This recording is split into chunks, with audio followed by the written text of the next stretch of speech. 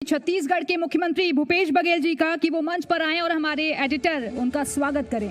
तालियों से जोरदार स्वागत कीजिए भूपेश बघेल जी का। 15 सालों के बाद कांग्रेस की सरकार सत्ता में आई है और लगातार विकास की गंगा बहाने का जो काम है वो लगातार किया जा रहा है सरकार की तरफ से। चाह बदलो तो राह बदल जाती है और इसी भावना के साथ लगातार सरकार काम भी कर रही है। अब हम चाहेंगे कि इस सेशन को आगे बढ़ाएं। बदलता छत्तीसगढ़ दिख रहा है। सरकार आते ही कर्ज माफी के साथ किसानों को फायदा पहुंचाया गया। 36 लक्ष्यों के साथ सरकार में आए। पानी जो कि लाइफलाइन है उसके लिए एडवांस टेक्निक कैसे आगे बढ़ानी है उसको लेकर काम किया गया। गौठान के जरिए मवेशियों के लिए जमीन, पशुओं के रहने की व्यवस्था, उनकी देखभाल, ये लगातार सरकार की कोशिशें ही हैं। लेकिन नवा छत्तीसगढ़ का जो सपना सरकार ने देखा है उसे भी जल्द साकार करने की कोशिशें सरकार की तरफ से चल रही हैं। और अब हम चाहेंगे कि इस सेशन को आगे बढ़ाएंगे मेरे सीईओ दिलीप तिवारी जी। तो छत्तीसगढ़ के 4 चिन्हारी नरवा, गरुवा, घुरवा, औबाड़ी, एला बचाना है संगवारी, यानी छत्तीसगढ़ के ग्रामीण जीवन को संवारने के लिए नरवा यानी कि पानी के स्रोत को सही से इस्तेमाल करना है। गरुवा यानी कि पशुधन की सही देखभाल करनी है। घुरवा यानी कि उपयोग के बाद कूड़ा गोबर का सही इस्तेमाल कैसे किया जाए इस पर भी फोकस करना है। और बाड़ी यानी कि घर के आसपास क्यारी जिनके जरिए गांव के लोगों की जरूरतें पूरी हो, इस पर भी ध्यान देने की कोशिश है। तो कुपोषण के खिलाफ जंग जारी है। किसानों की उपज के सही दामों के लिए प्रयास सरकार की तरफ से हो रहे हैं। तेंदुपत्ता की सर्वाधिक दर भी इसी सरकार में दी गई। कोरोना के वक्त भी लोगों को रोजगार दिया गया। गौठान बनाए गए। पर्यटन को बढ़ावा देने के लिए श्री राम वन गमन पथ का भी निर्माण किया गया। तो ऐसे कई काम हैं जो कि लगातार जो अर्थव्यवस्था है उसको मजबूत करने की कोशिश सरकार की तरफ से हो रही है। और अब हम चाहेंगे कि इस सेशन को आगे बढ़ाएंगे हमारे सीईओ दिलीप तिवारी जी। नमस्कार, एक बार फिर बहुत स्वागत है। और मैं उम्मीद करता हूं कि भूपेश बघेल जी जो मुख्यमंत्री हैं छत्तीसगढ़ के और जुझारू नेता हैं, पूरे हिंदुस्तान के युवा और सशक्त जो नेता हैं उनमें इनका नाम शरीक है और ज़मीन पर अच्छी बैठ रखते हैं। आपने अपने विरोधी और पूर्व मुख्यमंत्री रमन सिंह जी को सुना होगा। डॉक्टर साहब हैं, इलाज कुछ बता रहे थे कि कैसे कैसे इलाज करें जो मुश्किलें आ रही हैं। मैं आपसे पूछना चाहता हूं कि जब विरोधी आपको क्रिटिसाइज करते हैं, उनका धर्म है आलोचना करना, अच्छा भी होगा तो भी आलोचना करेंगे, बुरा होगा तो आलोचना बनती है। मुख्यमंत्री के तौर पर आपको क्या लगता है कि विपक्ष ज्यादा हार्श होता है आलोचना करने में या रियलिटी से दूर है क्योंकि वो जमीन से कट चुके हैं, जमीन पर जनता ने आपको जिताया? यहाँ तक कि छत्तीसगढ़ में की बात है, 15 साल सत्ता में रहने के बाद वो आसमान से टपके खजूर भी लटके सीधा जमीन पे गिरे हैं। 15 साल सत्ता में रहे साहब और 14 सीट में सिमट गए। इनको तो समझ नहीं आ रहा हम करें क्या, किसका विरोध करें किसका न करें, हमारे रास्ता क्या है। अभी उनके राष्ट्रीय प्रभारी भी 2 दिन रह के गई हैं तो वो भी नसीहत दे के गई हैं कि कुछ तो करो, लेकिन इनको समझ ही नहीं आ रहा करें क्या। क्योंकि यदि कुछ बोलते हैं तो उल्टा पलट के आता है, एक उंगली दिखाते हैं तो 3 उंगली उनके तरफ। कि 15 साल में इतने सब कुछ किए हैं तो फिर वो 3 गुना वापस हो जाता है उनके तरफ। लेकिन मुख्यमंत्री जी, विपक्ष का काम तो है सवाल उठाना कि जो वायदे आपने किए थे, चाहे वो बोनस का मामला हो, धान के बोनस का मामला हो, या और भी जो वायदे आपकी सरकार लेकर आई थी, रोजगार का मसला हो, या ज़मीन पर जितने भी वायदे आप कर आए थे, 2 साल में आपको लगता है कि आप नज़दीक पहुंच पा रहे हैं? बिल्कुल, हमने 36 वादे किए थे और 24 वादे पूरा कर दिए और बड़े बड़े वादे पूरे किए। चाहे वो ऋण माफ़ी का है, छत्तीसगढ़ में सबसे बढ़िया ऋण माफ़ी हमने किया, एक किसान शिकायत नहीं किए, पूरे कर्जे माफ़ हो गए। दूसरा हमने कहा 25 रुपये क्विंटल में धान खरीदेंगे, हमने खरीदा। लोहांडीगुड़ा में जो ज़मीन किसानों की थी, 1700 किसानों की 4200 एकड़ ज़मीन आदिवासियों की, हम वापस करेंगे, हमने कहा था, हमने वापस कर दिया। 4000 प्रति मानक बोरा की दर से तेंदुपत्ता खरीदेंगे, वो हमने कर दिया। पहले इनके शासनकाल में 7 ही लघु उपज खरीदी होती थी, अब हमने 52 कर दिया। समर्थन मूल्य में खरीदी हम लोग कर रहे हैं। फॉरेस्ट एक्ट रिव्यू लगातार चल ही रहा है। आदिवासियों को जो वनांचल में रहते हैं उनको ज़मीन देने का काम है। न केवल व्यक्तिगत दावे बल्कि सामुदायिक दावे के पट्टे भी हम दे रहे हैं। तो जो वादे हमने किए थे, बिजली दर आधा करने की बात हमने की थी, वो हमने कर दिया। तो सारे जो वादे किए थे उसमें मैक्सिमम हमने कर दिया है। अभी मैं सुन रहा था रमन सिंह जी को, वो कह रहे थे कि बोनस देने की बात इन्होंने कही थी और नहीं दिए, किस्तों में दे रहे हैं। तो रमन सिंह जी, आप तो 300 रुपये देने की बात कही थी आपने, 2100 रुपये समर्थन मूल्य देने की बात आपने की थी। 2100 तो कभी दिए नहीं, 300 रुपया भी उनकी स्थिति ये थी, चुनाव साल में बोनस और 3 साल बोनस, 3 साल जनता को पहचानते ही नहीं थे। तो ये स्थिति उनकी रही है। अब वो किस मुंह से बात करेंगे बोनस नहीं? हम आज स्थिति ये है कि कोरोना काल में देश के किसी भी राज्य के आर्थिक स्थिति क्या बताने की ज़रूरत नहीं है। दुनिया भर में जहाँ जहाँ कोरोना के संकट हुए, मंदी का दौर चल रहा है। देश में भी मंदी का दौर चल रहा है, जीडीपी घट गया है, जीडीपी का आकार कम हो गया है। ऐसे परिस्थिति में आज हम किस्तों में भी दे रहे हैं। किसान इससे कम से कम किसान संतुष्ट है कि हमें मिल तो रहा है। पिछले सरकार में मिलता भी नहीं था। अच्छा, और बड़ी बात यह है कि हम समय समय पे दे रहे हैं। अब तो किसान ये कह रहे हैं कि इसी प्रकार से दीजिए, जैसे हमने 21 मई को दिया था, 20 अगस्त को दिया। तो ये 21 मई को दिए, मतलब कृषि कार्य शुरू करना है उस समय पैसा दिए। फिर 20 अगस्त वो समय है जब आदमी रोपाई कर लेता है, निदाई करना है, मजदूरों को चुकारा करना है। फिर उसी समय तीज त्यौहार का सीजन आता है, उस समय उसका खर्चा होता है, क्योंकि तीजा त्यौहार रहता है किसान के लिए वो बड़ा खर्चा है, क्योंकि बेटी घर आती है, उपवास रखती है। फिर हमने 1 नवंबर को दिया, राज्य स्थापना दिवस के, दीपावली के ठीक पहले दिया। दीपावली के समय भी खर्चा रहता है। तो बिल्कुल समय समय पर किसानों को पैसा मिला है। यदि एक मुश्त मिल जाता तो सब में खर्चा हो जाता और दीपावली के समय फिर से हमको कर्जा करना पड़ता। आपने बिल्कुल ठीक दिया है, इसी को आप जारी रखें। और हम कह रहे हैं कि अगले साल से भी इसी प्रकार से ही देंगे, ताकि किसानों को सही समय पे उनको राशि मिल जाए, ताकि कृषि कार्य में कोई प्रकार की परेशानी ना हो। लेकिन इन्होंने तो दिया नहीं साहब।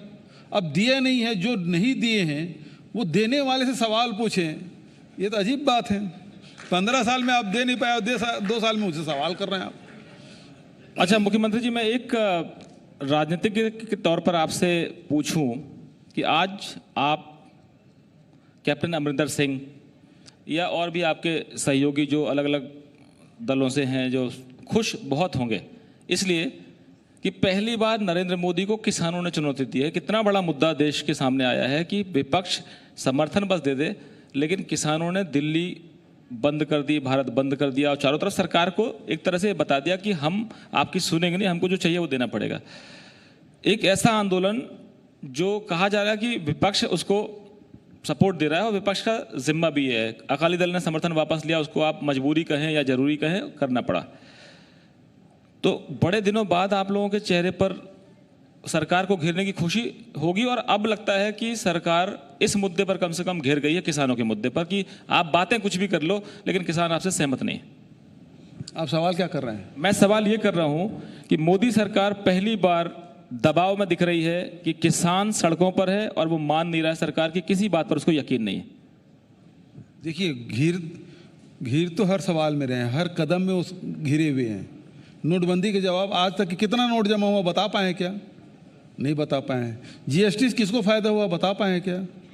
लॉकडाउन से किसको फ़ायदा हुआ बता पाए क्या? वो किसी काम को नहीं बता पाए।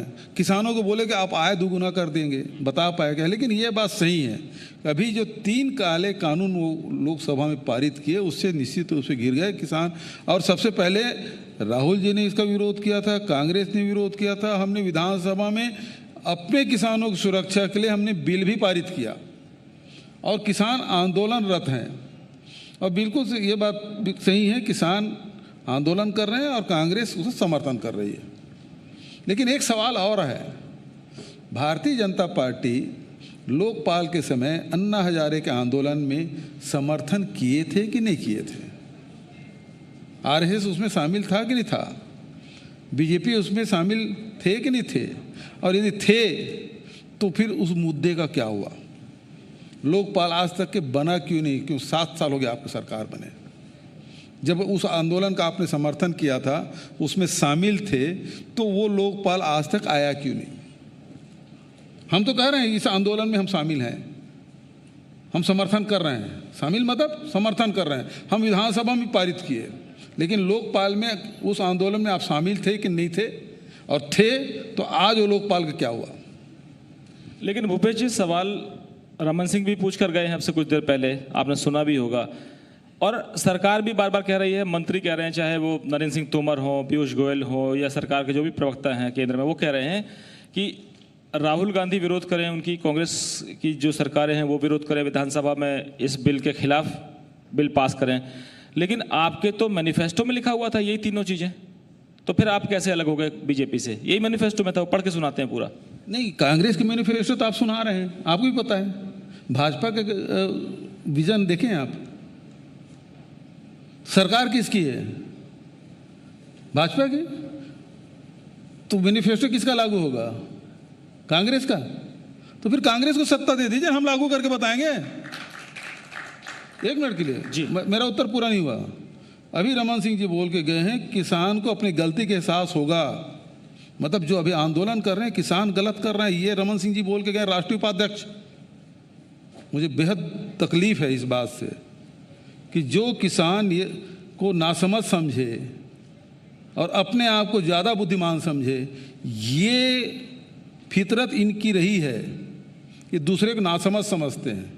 और किसान नासमझ नहीं साहब, अपना हित बेहतर जानते हैं, और इस कारण से राशन पानी लेके दिल्ली चढ़ गए हैं। और अभी आर पार की लड़ाई, यस और नो, यही कर रहे हैं। तो ये आंदोलन से पीछे हटने वाले नहीं हैं, और आर पार की लड़ाई होगी। किस बिना पे कहते हैं कि ये तीनों कानून देश के हितकर में है, किसानों के हितकर में है? केवल किसान केवल अपनी लड़ाई नहीं लड़ रहा है।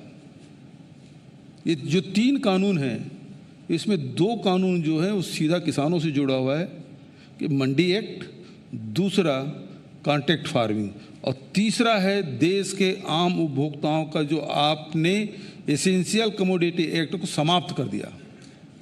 ये देश के आम उपभोक्ता, जिससे आपके घर के जो मंथली जो आपका खर्चा है वो भी प्रभावित होगा, आपका राशन का जो बजट है ना वो प्रभावित होने वाला है। उसका सीधा उदाहरण, जिस दिन ये कानून पारित हुआ तो 10 रुपये और 20 रुपये बिकने वाला प्याज 100 और 150 रुपये पहुँच गया था। 20 रुपये का आलू 70 और 80 रुपये में बिकने लगा था।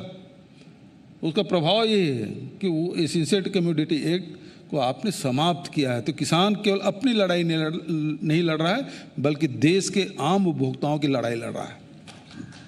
अब मैं इसको दूसरे तरीके से पूछ लेता हूँ कि सरकार में बीजेपी है, बीजेपी ने इस बिल को पास किया, आप लोगों ने संसद में विरोध किया, अकाली दल ने संसद में अपना मंत्री जो पद था, या कहें कि उनकी एक मजबूरी है कि पंजाब का फार्मर, पंजाब का किसान अगर सड़क पर है तो आप सत्ता में कैसे रह सकते हैं, तो उनकी तरफ से हरसिमरत कौर बादल ने इस्तीफा दिया। कांग्रेस के आपके सहयोगी, आपके वरिष्ठ नेता, मुख्यमंत्री हैं कैप्टन अमरिंदर सिंह, उन्होंने कहा कि ये अकाली दल इसमें शामिल था बनवाने में। लेकिन अकाली दल का कहना है कि कांग्रेस ये भूल गई कि उसने भी ये गलती दोहराई थी। अब आप कह रहे हैं कि हमको सत्ता दे दे, तो सत्ता तो आपके पास बहुत रही है। मनमोहन सिंह जी भी सरकार में रहे हैं, राहुल गांधी भी उसको समय समय पर दिशा देते रहे हैं। मैं आपसे पूछना चाहता हूं कि देश के पूर्व प्रधानमंत्री ने कभी कहा था जय जवान जय किसान, जवानों के ऊपर भी राजनीति होती है, लेकिन आज किसान को लेकर राजनीतिक एकता की जब बात की जाए या किसान के मुद्दों पर बात की जाए, तो वो भी आम आदमी पार्टी, कांग्रेस, बीजेपी, अकाली दल इसमें इस खेमेबंदी में बट गया कि कौन इंस्टिगेट कर रहा है, कौन उनको खाना खिला रहा है। केजरीवाल साहब सपोर्ट दे रहे हैं, या बीजेपी की सरकारें कह रही हैं कि साहब हमारा किसान संतुष्ट है, हमको सब कुछ मिला। मैं आपसे पूछना चाहता हूं कि किसान के मुद्दे पर क्या इस राजनीति को ख़त्म करके उनकी बात पर सामूहिक तौर पर यह नहीं हो सकता कि देश की संसद 10 दिन, 15 दिन, महीने भर किसानों के मुद्दे पर चर्चा करे कि साहब यही तो है जो देश को आगे ले जाने की बात करता है, ज़मीन पर रहता है, ठंड में, गर्मी में, बरसात में, हर मौसम की मार सहता है, और आप दुगनी तिगनी इनकम की बात करते हैं। तो क्या होना चाहिए आपकी नज़र में? पहली बात तो यह है कि पिछले सवाल का उत्तर मैं दे दूं कि जो मैनिफेस्टो हमारा है, आपने कहा है कि रविशंकर के भी उस दिन में प्रेस कॉन्फ्रेंस सुन रहा था, रविशंकर जी ने भी यही कहा कि कांग्रेस के मैनिफेस्टो में 2 बिंदु को लेकर वो बात करते हैं, हम 22 बिंदु लिखे हैं उसमें, और 22 बिंदु लिखे हैं तो सबको लागू करो ना। केवल 2 बिंदु को उठाकर आप करेंगे तो कैसे बात बनेगी? अब 22 बिंदुओं को हमने तो कहा था कि हर 4-5 गांव के बीच में मंडी होना चाहिए, क्यों लागू नहीं कर रहे हैं? समर्थन मूल्य में खरीदी होना चाहिए, वो क्यों नहीं करें? और राहुल गांधी जी ने न्याय की बात कही, हर परिवार को 72,000 रुपये मिलना चाहिए गरीब परिवार को, तो उसको भी लागू करो ना आप, लेकिन वो आप लागू नहीं करते। दूसरी बात आपने कहा कि इसमें चर्चा होनी चाहिए। चर्चा के लिए ही तो लोकसभा और विधानसभा है, और सत्ताधारी दल भाग रहा है। राज्यसभा में उसकी बहुमत नहीं है और उसके बाद भी उन्होंने पारित करा दिया। इससे बड़ा मजाक और क्या हो सकता है लोकतंत्र का? आपने वोटिंग करने नहीं दिया, वोटिंग राइट होता है सांसदों का, और उस वोटिंग को करने नहीं दिया, तो आप संसद को मजाक बना कर रखें, जैसा चाहें आप वैसे चलाना चाहते हैं। बहस, स्वस्थ परंपरा तो यही कि आप बहस करें, बात आए, विपक्ष यदि आपको सकारात्मक कोई सुझाव दे रहे हैं उसे सुने। अब ये कानून है, वो किसान मानने के तैयार नहीं, इससे हमको लाभ होगा। तो अब फिर आरोप लगा रहे हैं कि अड़तिया लोग अड़तिया की जगह बिचौलिया शब्द प्रयोग इन्होंने किया और बिचौलिए लोगों के आंदोलन चला रहे हैं।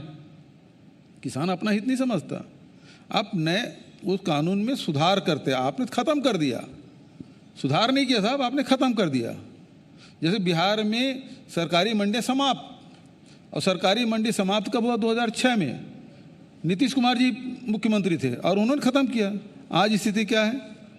छत्तीसगढ़ में किसान 1865 रुपये में अपना धान बेच रहे हैं, और राजीव गांधी किसान योजना का लाभ अलग से 10,000 रुपये प्रति एकड़ के लाभ पा रहे हैं, और बिहार में अभी 700 और 800 रुपये क्विंटल में धान बेच रहे हैं।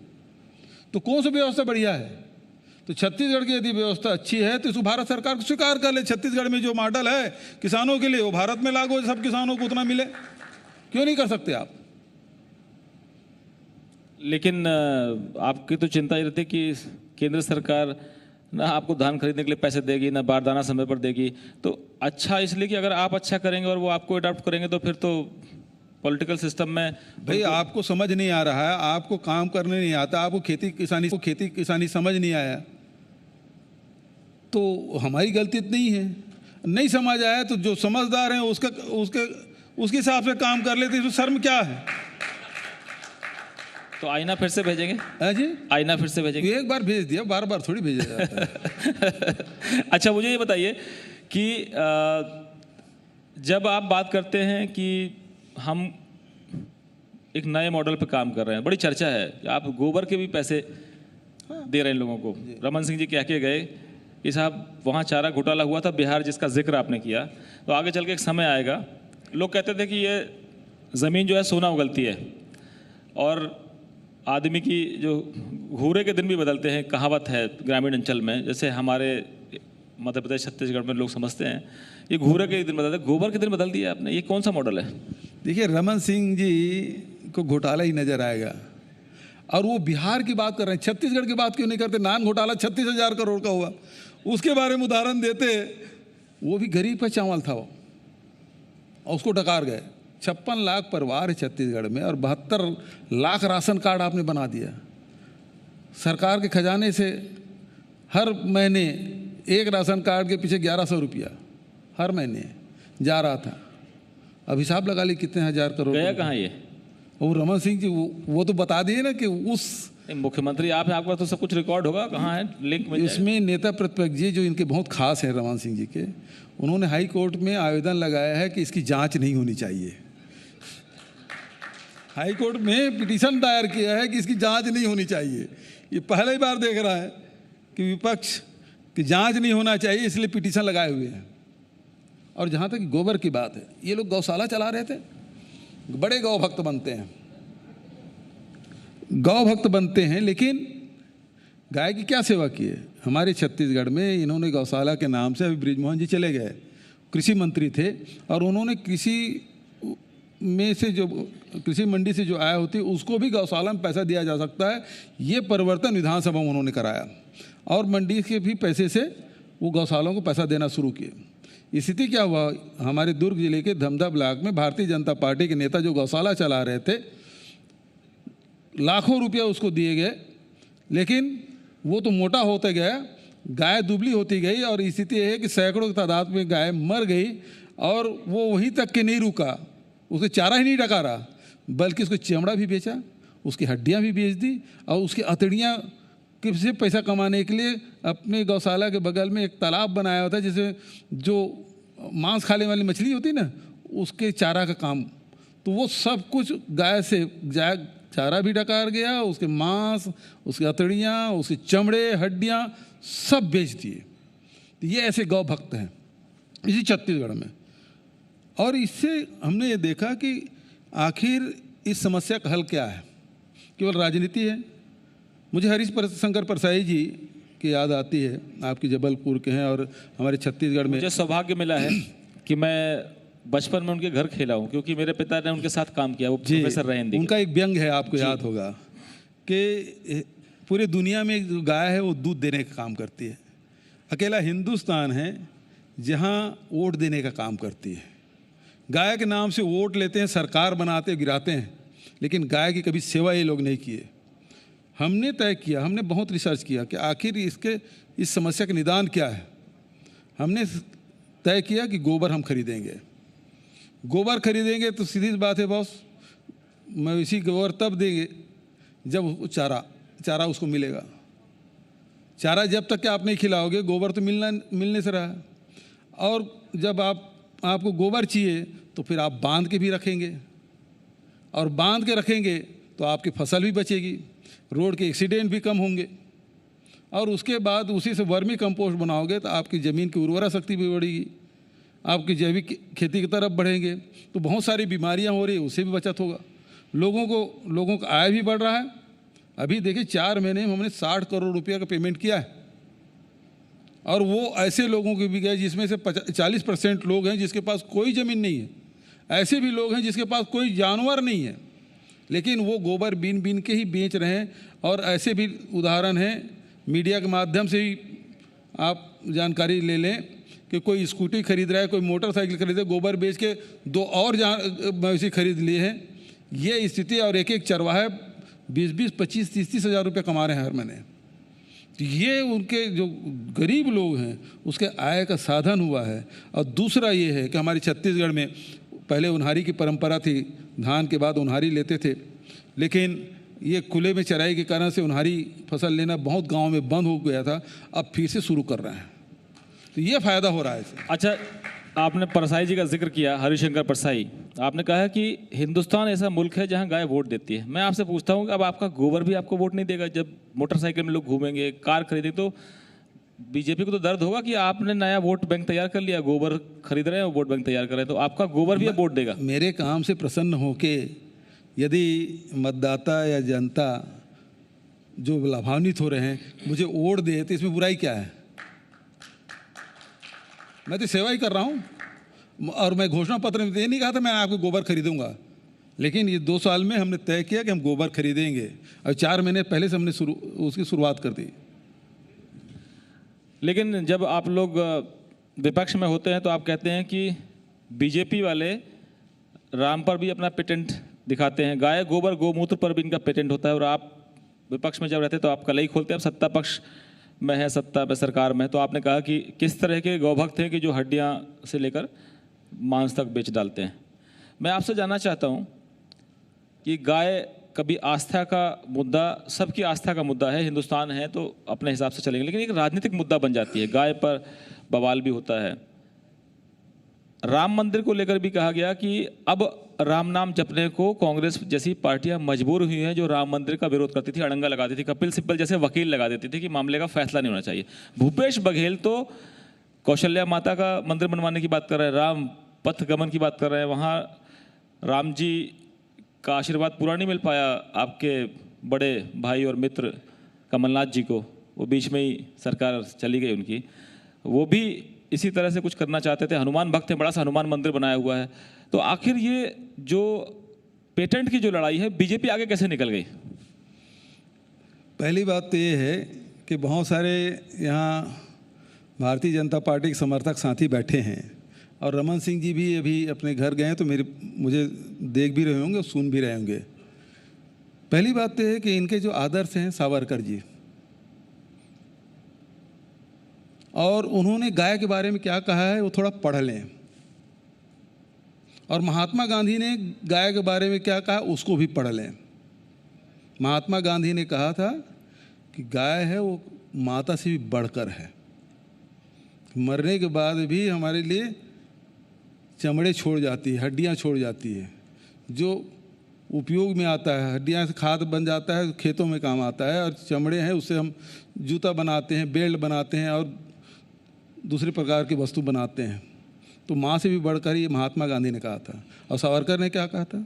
सावरकर ने ये कहा था, जो अपने ही मलमूत्र में बैठे और अपने पूंछ से ही उस मलमूत्र को अपनी पीठ पे, अपने शरीर पे लेप करे, वो माता कैसे हो सकती है? ये सावरकर को के बयान के लेख हैं साहब। और सावरकर ने राम के बारे में क्या कहा? राम को भारतीय जनता पार्टी पुरुष मानते हैं कि भगवान मानते हैं, ये बता दे।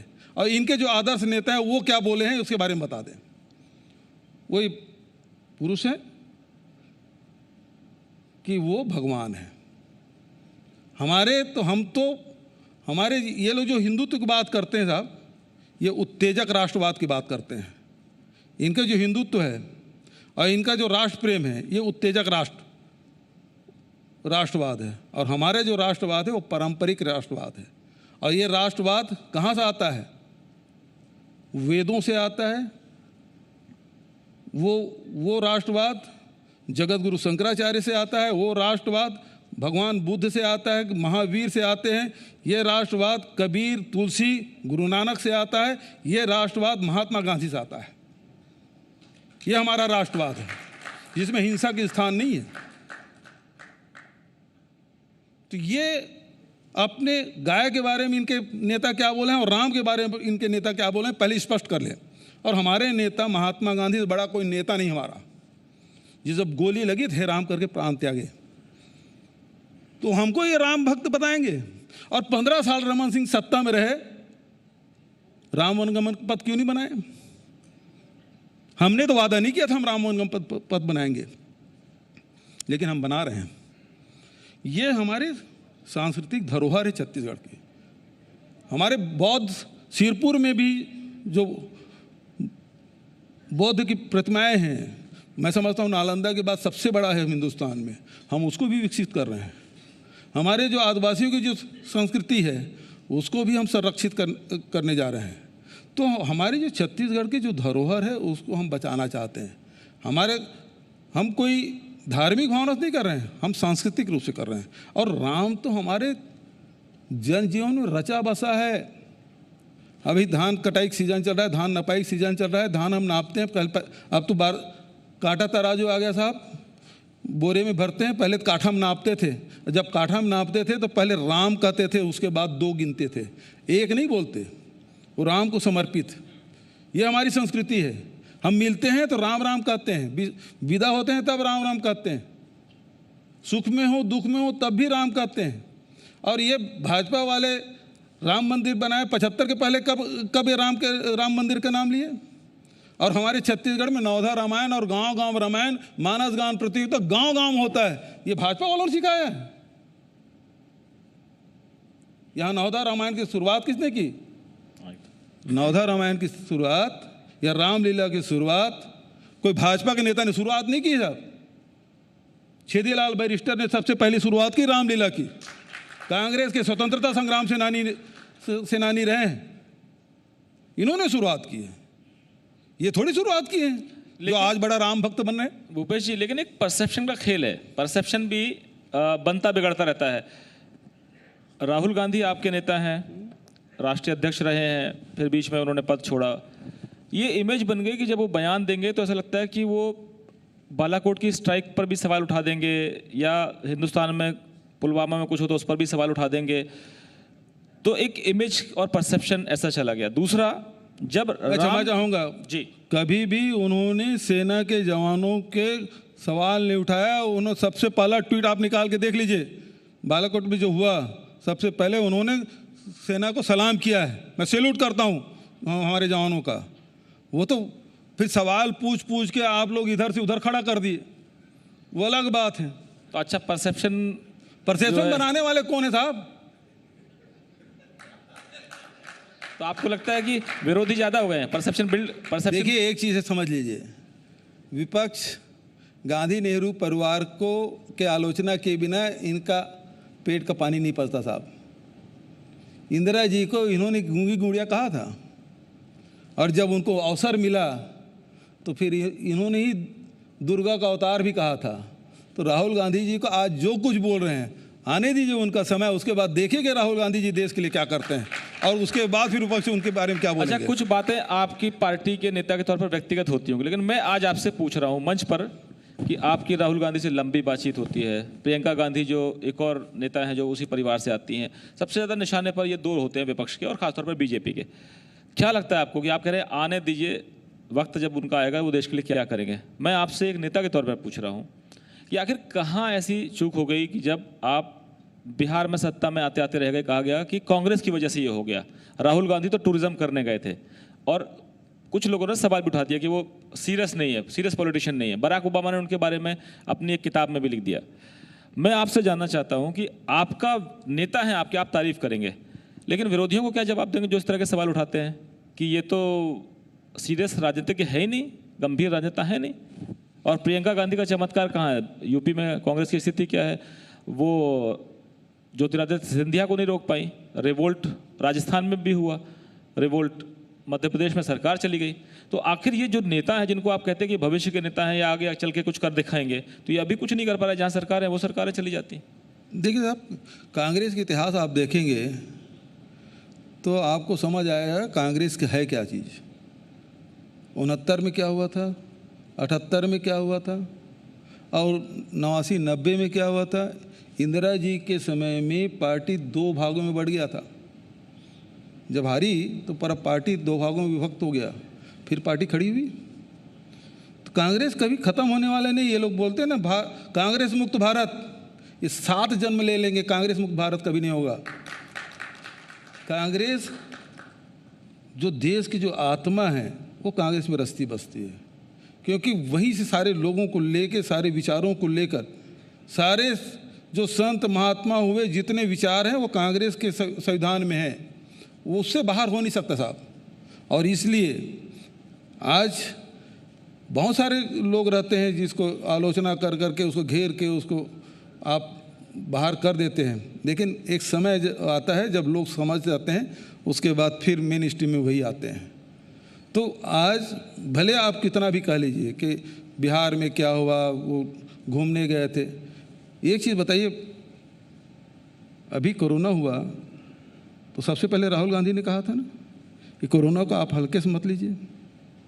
राहुल गांधी जी ने कहा था ना कि ये जो लॉकडाउन कर रहे हैं ये पूरे देश की अर्थव्यवस्था चौपट हो जाएगी। आज क्या हुआ? जीएसटी का आकार, जीडीपी का आकार कम हो गया। बॉस, जीडीपी कम होना अलग बात है, आकार ही कम हो गया। तो जो राहुल गांधी जी 10 महीने 11 महीने पहले कहे थे वो बात आज सच हो गया। तो सीरियसनेस क्यों नहीं है? सीरियसनेस उनमें है कि नमस्ते ट्रम्प करने में है, और नमस्ते ट्रम्प का क्या हुआ? नमस्ते हो गया। कोई देश का प्रधानमंत्री दूसरे देश में जाके कोई प्रचार करते हैं क्या? लेकिन हमारे यहाँ ऐसा हुआ, अमेरिका में जाके हाउडी मोदी, वही हुआ ना। और क्या हुआ? वो अभी भी हार मानने को तैयार नहीं है। ट्रम्प जो है वो अभी भी हार मानने को तैयार नहीं है, वो स्वीकार ही नहीं किया। आप कह रहे हैं यहाँ आ गए थे नमस्ते हो गया उनका। तो नमस्ते हो गया, नमस्ते के कारण से हम कोरोना में फंस गए भाई। यदि उसके पहले यदि इंटरनेशनल फ्लाइट रोक देते तो कोरोना इतना फैलता क्या इस देश में? बहुत सारे दुनिया के बहुत सारे देश हैं जिसमें कोरोना नहीं है। हम अपने देश को भी बचा सकते थे, क्योंकि ये बीमारी है वो हमारे देश के था ही नहीं। वो चीन से निकल के घूमते घूमते आया तो वो व्यक्ति से आना था। तो जितने भी विदेश से आने वाले लोग हैं उसको रोक लेते, या आ गए हैं उसको होम क्वारंटाइन में रख लेते, आइसोलेशन में रख लेते, हॉस्पिटल में एडमिट कर लेते। तो ये देश में जो 1 करोड़ के आसपास लोग जो प्रभावित हुए हैं और लाखों लोग जो मर गए हैं वो कम से बच जाता।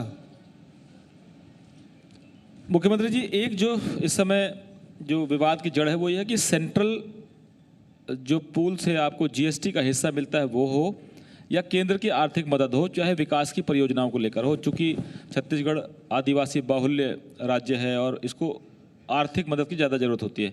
आपको लगता है कि सुनवाई नहीं हो रही है? क्योंकि चाहे कैप्टन अमरिंदर सिंह की बात करूं मैं, चाहे मैं ममता बनर्जी की बात करूं या बाकी राज्यों की या केंद्र में जो सरकार बैठी है, उस पर यह आरोप लगता है कि वो जीएसटी को लेकर भी जो जायज़ हक है वो नहीं मिल पा रहा है। बिल्कुल सही बात है। आपने तो लोकसभा में पारित किया, एक्ट बनाया है, और आपने यह मतलब उसमें एक्ट में ये है कि जो उत्पादक राज्य हैं उसे 5 साल तक के जो जीएसटी में नुकसान होगा, टैक्स में जो नुकसान होगा, उसे भरपाई करेंगे और सेंटर पर उसे पैसा दिया जाएगा। जो चीज़ लोकसभा में पारित किया है, जो एक्ट में है, जो कानून बन गया है, उसकी भी पूर्ति ये सरकार नहीं कर पा रही है। अब 20 लाख करोड़ के पैकेज अलग बांटे जा रहे हैं जो किसी को नहीं मिला। आपको कुछ नहीं मिल पाया? नहीं, मैं तो आपसे पूछता हूँ दिलीप जी, आपको कुछ मिला क्या 20 लाख में से? हम उस परिभाषा, मैं पत्रकार हूं तो मुझे लगता है कि मैं भाभी जी से पूछ लूंगा। मैं कोशिश करूंगा कि क्या मिला, कैसे मिला, देखूं मैं घर में पूछ मैं टैक्स पे करता हूं तो शायद मैं अधिकारी भी नहीं हूं कि मुझे मिलना चाहिए कुछ। इतना टैक्स पे कर देता हूं, कई बार लगता है कि अगर बिना टैक्स के जीवन चल जाए तो अच्छा ही है। लेकिन जो 20 लाख आपके यहाँ के गोबर बेचने में ज़्यादा फायदा लग रहा है मुझे। बिल्कुल, जो गरीब लोग हैं उसके लिए तो, और दूसरी चीज़ केवल वो आय का साधन नहीं है, वो एक ऐसे साइकिल है जिससे पूरे अर्थव्यवस्था को, पर्यावरण को प्रभावित करने वाला है, हमारे जीवन को प्रभावित करने वाला है। क्योंकि आप जैविक खेती करने जाएंगे तो आपको जो अनाज है वो शुद्ध मिलेगा। आज जितने पेस्टिसाइड और फर्टिलाइजर युक्त आप भोजन कर रहे हैं, आप भले नशा पान ना करें, लेकिन बहुत सारे लोग हैं जिसके बीपी, शुगर, कैंसर और पता नहीं क्या। अच्छा, मैं आपसे पूछ लूँ कि आपकी जो चमक है ये सत्ता की है या ये जो आप खा रहे हैं देसी जो अनाज खा रहे हैं या बिना केमिकल का, उसकी चमक है? मैं तो किसान आदमी हूँ दिलीप जी, मैं सत्ता में नहीं था तब भी आप मिले थे। मैं समझता हूँ उस समय भी मेरे चेहरे में कोई कमी, चमक में कोई कमी नहीं थी। और उस समय भी आपको मेरे वो बात याद है कि रमन सिंह के जाने के समय है और मेरा आने के समय है, वो डायलॉग भी आपको याद है। उस समय मेरे चेहरे में चमक कोई कम नहीं थी, जबकि बस्तर से दौरे से आया था मैं। इनके जाने का समय और मेरे आने का समय है। ये आपने बिल्कुल उसी अंदाज में कहा था, शहंशाह के अंदाज में जी। और आपकी जुबान पर सरस्वती बैठी और आपने कहा कि अब की बार 65 पार का नारा ये हमारे लिए लगा रहे हैं और आप ही 65 पार। 70 हो गया बस, अब तो 70 हो गया। अच्छा, ये नक्सलियों के मुद्दे पर ये जो सरकारें आती रहेंगी, जाती रहेंगी, लेकिन लोग, ये जो लोग भी हैं, मतलब वो चाहे आप समाज से कटे हुए लोग हों या अलग विचारधारा को लेकर बढ़ने वाले लोग हों, इतने लोगों का मारा जाना, चाहे वो पैरामिलिट्री फोर्सेस हों, चाहे निर्दोष लोग हों, और नक्सलवाद के नाम पर बहुत से ऐसे निर्दोष बेगुनाह, कानून कहता है कि भाई एक बेगुनाह जेल नहीं जाना चाहिए, वो दोषी को सजा ना हो कोई बात नहीं, लेकिन बेगुनाह को मत भेज देना। लेकिन अभी भी क्या स्थितियाँ बदल रही हैं? आपको क्या लगता है कि सत्ता में आने के बाद परिभाषाएं बदल जाती है, मायने बदल जाते हैं, या व्यवस्था वैसे ही चलती है? क्योंकि नीचे जो सिस्टम है उसको दुरुस्त करने में, शिकंजा कसने में थोड़ा वक्त लगता है। भाई अधिकारी भी वही हैं, पुलिस भी वही है, और पुलिस के कर्मचारी भी वही हैं, पुलिसकर्मी भी वही हैं, लेकिन आप काम किस प्रकार से ले रहे हैं ये महत्वपूर्ण है। पिछले सरकार में ये था, रमन सिंह जी के समय में, कि आंकड़े लेकर आओ, हर महीने टारगेट फिक्स होता था, इतने नक्सली बंद होना चाहिए। तो फिर पुलिस वाले लगे रहते थे कि ज़बरदस्ती किसी को FIR करते थे, उसमें फला नक्सली, उसमें अन्य लिख देते थे। फिर उसके बाद फिर पकड़ के उस गांव से उठा के लाते थे और भरमार बंदूक पकड़ा देते थे। इतने भरमार बंदूक हैं, जितने भरमार बंदूक ये लोग पकड़े हैं, यदि रखने को हो तो अपने जो पुलिस के थानों में जगह नहीं बचेगी, इतने ये लोग सरेंडर मतलब जब्ती दिखाएं। लेकिन स्थिति क्या, ये भोले भाले लोगों को नक्सली बता के जेल में ठूंसते रहे या इनकाउंटर करते रहे। मैंने तो स्पष्ट कहा कि देखिए, जब तक के आप किसी भी गैर नक्सली एक को भी मारते हैं तो पूरा जो गांव है, पूरा इलाका आपके खिलाफ में खड़ा हो जाता है।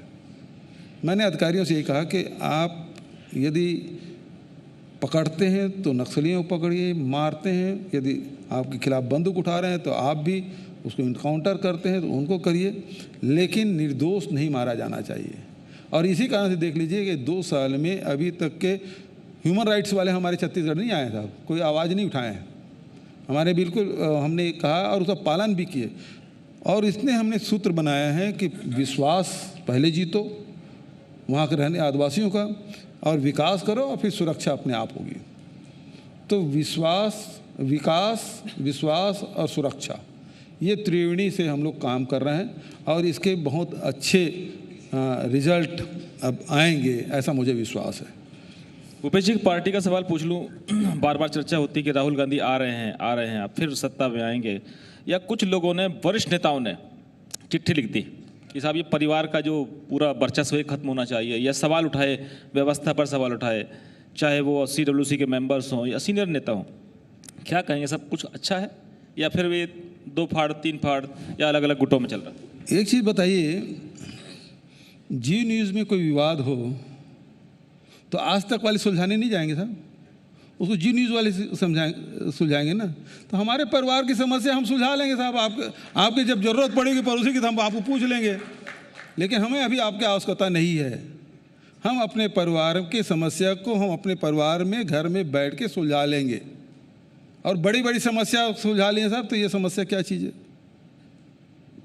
तो ये ज्योतिरादित्य सिंधिया हों, सचिन पायलट हों या और भी युवा नेता हों, ये कई बार सोचते हैं कि मतलब हमारी दिशा दशा क्या होगी। एक जो बीजेपी का झंडा थाम लिया इन्होंने, राज्यसभा भी आ गए, या सत्ता में उनकी दावेदारी रहेगी, दखल रहेगा। तो आखिर ऐसा क्यों हो रहा, क्या गड़बड़ी है सिस्टम में, कहीं दुरुस्त होने की जरूरत है, या आप अपना घर का सुलझा लेंगे? ठीक है, वो असल में ज्योतिरादित्य जी के लालन पालन में गड़बड़ी है।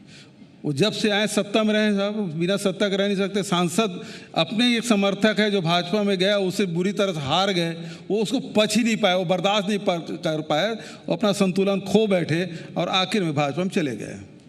बिना सत्ता को नहीं रह सकते, तो उसके वहीं गड़बड़ी वही है। लेकिन आपकी सरकारों पर बीजेपी की निगाहें रहती हैं। आप लोग जब सत्ता में थे तो बीजेपी कहती थी ईडी, सीबीआई, और सीबीआई तो तोता है, जिसकी सरकार उसी की बोलता है वो। तो अब ये हो रहा है कि अगर विरोधी कुछ सवाल उठाएंगे, विरोधी कुछ आपके खिलाफ आवाज़ उठाएंगे, तो फिर ईडी और सीबीआई हो जाती है। चाहे कैप्टन अमरिंदर सिंह का के परिवार बेटे का मामला हो, या और भी विरोधी आपके, चाहे वो बिहार के नेता हों, तेजस्वी हों, या और उत्तर प्रदेश के नेता हों, तो सब लोग इस बात से परेशान हैं कि जब भी हम कुछ आंदोलन करते हैं, सरकार के खिलाफ खड़े होते हैं, तो ईडी और सीबीआई आ जाती है, जो पहले आपकी सरकार पर आरोप था। हम पे तो केवल ये लोग आरोप लगाते थे, ये लोग हकीकत में बदल दिया है। हमने कभी नहीं किया, क्योंकि ये संस्थाएं हमने बनाई और ये निष्पक्ष ही रहे। लेकिन एक बात बता दीजिए कि ये सारे जो एजेंसियों के नाम लिए हैं, भाजपा शासित राज्यों में क्यों कार्रवाई नहीं करते? क्यों गैर भाजपा शासित राज्यों में ये लोग जाते हैं? उन राज्यों में भी जाना चाहिए और उन नेताओं के बिल के खिलाफ कराए। क्या प्रमाण नहीं है? यदि हम प्रमाण दे दें, कार्रवाई करेंगे क्या? मैं सार्वजनिक रूप से दूंगा और कार्रवाई करेंगे। ये श्योरिटी कौन देगा? उसकी गारंटी कौन देगा? हम दे देंगे। तो आपको लगता है कि चुनाव की मशीनरी में भी इसका, ममता बनर्जी ने कहा कि उनकी पार्टी के जो सारे नेता छोड़ के जा रहे हैं वो सीबीआई से परेशान है, ईडी से परेशान है, इसलिए वो बीजेपी ज्वाइन कर रहे हैं। तो आप बीजेपी ज्वाइन कराने के लिए ईडी सीबीआई लगेंगे? बिल्कुल सही बात है। जो भारतीय जनता पार्टी के लोग विभिन्न राज्यों के राज्य स्तर या प्रदेश राष्ट्रीय स्तर के जो नेता जिन पे आरोप लगते थे, वो अचानक भाजपा ज्वाइन करने के बाद वो बिल्कुल गंगा से धुले हो जाते हैं। चाहे वो पश्चिम बंगाल में जो तृणमूल कांग्रेस के जो नेता थे, उन पे आरोप लगा रहे थे शारदा चिट फंड कंपनी में उसका हाथ है करके, उसके खिलाफ आपने सीबीआई लगाया, उसका हिरासत में लिया। और उसके बाद क्या हुआ? जब भाजपा में गए तो फिर साफ। ऐसे अनेक नेता हैं जो भाजपा में गए, उसके बाद उनके खिलाफ क्या कार्रवाई साहब, उसको पता नहीं चला। भूपेश जी, एक और सवाल जो मेरा आखिरी सवाल है कि ये जो राज्यपाल के साथ विवाद है कई राज्यों में, चाहे वो पश्चिम बंगाल में ममता बनर्जी का मामला हो, आपके राज्य में गवर्नर के कई ऐसे फैसले थे जो उससे आपकी सरकार या आपकी पार्टी सहमत नहीं हुई, इत्तेफाक नहीं रखती, ऐसा लगता है कि वही सरकार के सारे फैसले कर लेंगे या सरकार पर उंगली उठाने का मामला हो। मैं आपसे जानना चाहता हूँ कि पहले ये जब आपकी सरकार के समय कई बार बीजेपी आरोप लगाती थी कि साहब गवर्नर के ज़रिए ये सरकार को कंट्रोल करना चाहते हैं, अब आज ये स्थिति आपके खिलाफ जा रही है, आप क्या कहेंगे कि ये भी एक ये सवाल संवैधानिक? तो उन्हीं लोगों से पूछना चाहिए जो पहले आरोप लगाते थे, और आज आप ऐसा क्यों कर रहे हैं? राजभवन का दुरुपयोग भारतीय जनता पार्टी क्यों कर रही है, ये सवाल तो उसे पूछा जाना चाहिए। और उन राज्यों में जहां गैर भाजपा शासित राज्य हैं, वहाँ निश्चित रूप से दखल देने की कोशिश होती है। मैंने डॉक्टर रमन सिंह से पूछा था, उन्होंने कहा था ये आरोप केवल राजनीतिक हैं। और मैंने ये भी पूछा था कि राजभवन की जो मर्यादा है वो उसकी जो मर्यादा है वो पालन नहीं हो रहा और राजनीतिक व्यवस्था का केंद्र बन गए हैं वो। बिल्कुल सही आपने कहा कि अभी जिस प्रकार से हमारे प्रदेश में बहुत सारे उदाहरण मैं बता सकता हूँ, लेकिन सार्वजनिक रूप से बोलना मैं उचित नहीं समझता कि संवैधानिक पद की मर्यादा का भी हम लोगों को ध्यान रखना चाहिए। लेकिन मैंने यही कहा कि भाई आप ही के दल के लोग हैं जो ये काम किए हैं, अब मेरे को काम बदलने के लिए बोलते, मैं कैसे बदलूं? फिर उनको क्यों नहीं पूछते आप कि उन्होंने ऐसा क्यों नहीं किया, और आज मुझे करने के लिए कर रहे हैं? ये संभव नहीं है। तो ऐसी बातें बहुत सी हैं। जो ये सत्ता में है तो बात अलग है, और हम सत्ता में आए तो बात दूसरी है। तो इस प्रकार से कंट्रोल करने की कोशिश हो रही है, लेकिन हमारे छत्तीसगढ़ में भी ठीक है। मुख्यमंत्री जी, एक जिक्र जो हमने किया, डॉक्टर रमन सिंह ने कहा कि आगे चल के चारा घोटाला की तर्ज पर ये गोबर घोटाला हो जाएगा। आपने कहा कि धान घोटाला 36,000 करोड़ का है। एक सवाल और उठता है, नेता तो 5 साल सत्ता में रहेंगे, 10 साल सत्ता में रहेंगे, लेकिन अफसर जो है 30-30 साल रहते हैं और कहते हैं कि सब सिखाने वाले और बताने वाले और व्यवस्था समझाने वाले अफसर ही होते हैं। नेताओं को थोड़ा बहुत हिस्सा मिलता है और उतने में खुश हो जाते हैं, बाकी अफसरों ने बहुत मलाई काटी। आप कितने पकड़ पाए, कितनों पर चार्ज? जहाँ तक कि गोबर की बात है, गोबर में हमने वो सिस्टम लागू किया है कि आधार कार्ड से सारे लोगों को लिंक्ड हैं। दूसरी बात यह है कि सबका कार्ड बना हुआ है। तीसरी बात है कि ऑनलाइन पेमेंट हो रहा है, किसी को नगद भुगतान नहीं हो रहा है, सबका ऑनलाइन उसके खाते में भुगतान हो रहा है। तो भ्रष्टाचार की गुंजाइश नहीं है। जो ये लोग सोच रहे हैं चारा घोटाला हुआ तो यहाँ गोबर घोटाला हो जाए, अरे नान घोटाला तो बताओ उसके क्या किए, उस पिटीशन क्यों लगा के रखे हो आप? उसके बारे में आप कुछ नहीं बोलते। तो आपके बचे हुए कार्यकाल में जो 3 साल में कुछ लोग तो सामने आएंगे जिन्होंने घोटाला किया होगा, अफसरों ने भी बहुत सारे लोग हैं जो जेल में हैं, और बहुत सारे लोग हैं वो लाइन में भी हैं, लाइन में है। जो गलत किया हो जाएगा। तो उनको डरना चाहिए। भाई कानून से सबको डरना चाहिए। संविधान तो हम सबकी सुरक्षा भी करता है और हमको अधिकार भी देता है, हमारा कर्तव्य है, और गलत करें तो उसके लिए दंड भी है। तो आपकी सरकार उस दिशा में बढ़ रही है कि इनको दंड दिलवाया जाए कम से कम? कानून के तहत ही सब काम होगा, ये कानून का राज है यहाँ। तो मुख्यमंत्री जी बहुत बहुत धन्यवाद इस बेबाकी से सवाल जवाब थैंक यू सवालों का जवाब देने के लिए।